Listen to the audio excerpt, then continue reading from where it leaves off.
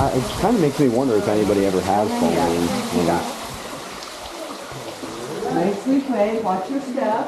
I know where Bruce is going. But it doesn't seem like anybody. Yep. Right to the spot. Right to the spot.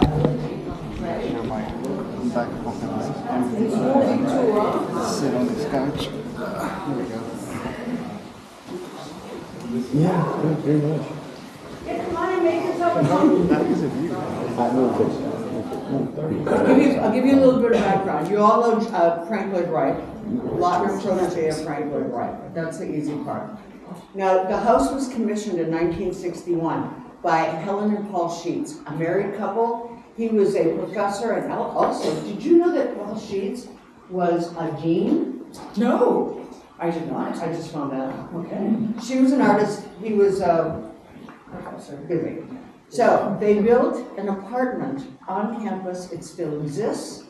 We call it student housing, which means it's in rough shape. But they loved working with John. They had 5 kids. They needed a house. So 61, they say, let's build this. 63, it's complete. They move in. 65, they divorce. Oh, man. Now here's me. I take the 5 kids, come visit. I would never have given this house up, but they did. So, bad news is between their divorce in 65 and when Jim Goldstein bought it in 72, 2 other parties lived here. They had no money and they had no taste. That's a really bad situation. What did they do? They painted the concrete marsh green. Hold on, it gets better. Not that I was alive in the 70s, but I understand that everybody had bright orange shade carpeting. So did they. For Micah in the kitchen, if you could do something stupid, these people did. So Jim walks in 1972, and trust me, it did not look at all like this. He waited until 79, rings up John and says, work with me to bring it to what it should be.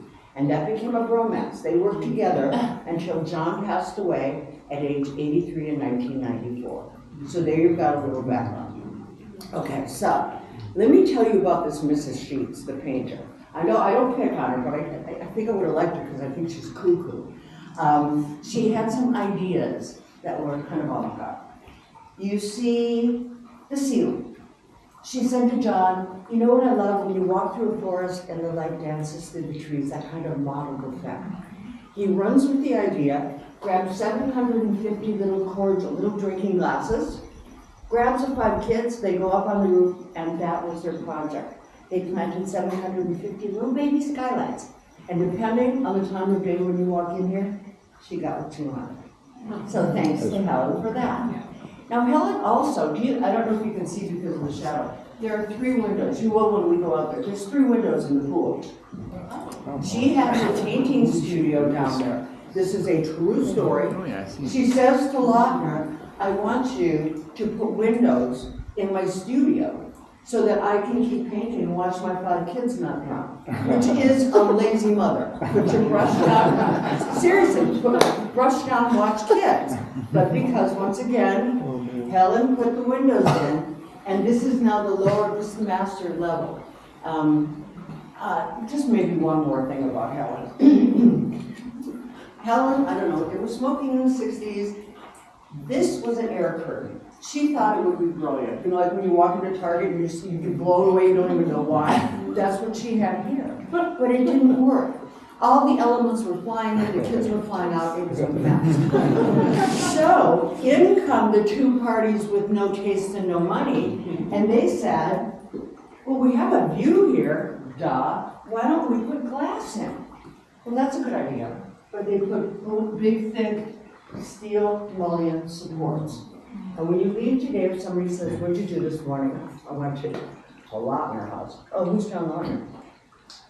Okay, he's a protege of Frank Lloyd Wright. Right there, you sound real smart. But if you want to sound brilliant, you say, he's known for the hallmark of having no division between interior and exterior.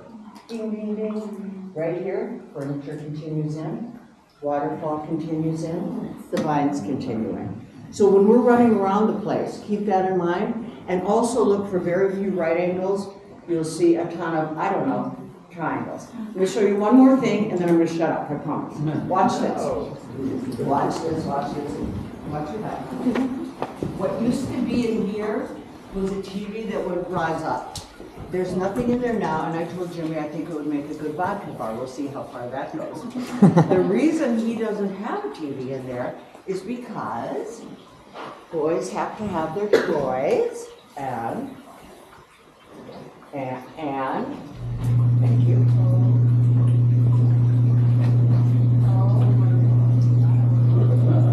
What's happening? Oh.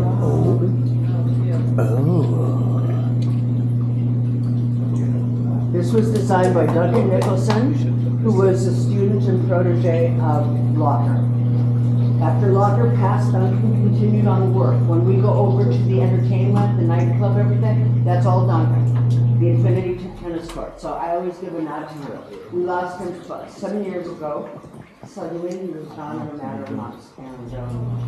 And he should be remembered. So that's it. Come on, everybody, come see the lousy view. So we're only going to go out here now, and then we'll come back in. Oh, isn't she wonderful? Oh, she's hysterical. Oh, the story she has. Thank you. Never, we'll be coming back in here, so go ahead and come on out. My goodness. My goodness. You couldn't have picked a more beautiful day. I'm sorry. I said some kitten purrs this morning, and it really helped. That is incredible.